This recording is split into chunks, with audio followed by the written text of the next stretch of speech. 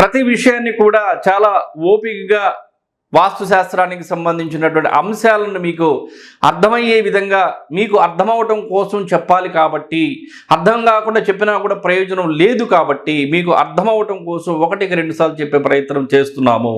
కాబట్టి ఓపికగా వీడియోను చూసేటువంటి పరిస్థితి మీరు అలవాటు చేసుకోండి. ఎందుకంటే ఒక్క వీడియోలో వాస్తుకు సంబంధించినటువంటి సమాచారాన్ని కానీ వాస్తు యొక్క జ్ఞానాన్ని కానీ మేము అందించలేము. కానీ ఒక్కొక్క వీడియోలో మేము అందించే ప్రయత్నం చేస్తున్నాం కాబట్టి ఓపికగా వీడియో మొత్తాన్ని చూసేటువంటి ప్రయత్నాన్ని చేయండి. కాబట్టి 1 మంచి వీధిపోటు మంచి కోణం, 2 మధ్యమం అటు మంచి కాదు అటు చెడు కాదు, 3 చెడు ఇది హాని చేసేటువంటి కోణం తూర్పు ఆగ్నేయం వీధిపోటు అనేది. అంటే గత వీడియోలో మనం తెలుసుకున్నాం ఏ డైరెక్షన్లో తగులుతుంది అనేటువంటిది ముందు ఫైండ్ అవుట్ చేయాలి. అంటే దొంగ బజారు పోటు తగులుతుందా అంటే ఏంటి, అది మీకు కనపడదు కానీ దాని ప్రభావం ఉంటుంది, అది మీరు ఫైండ్ అవుట్ చేయలేరు. అనుభవం ఉన్నటువంటి వారు మాత్రమే దాన్ని ఫైండ్ అవుట్ చేయగలరు.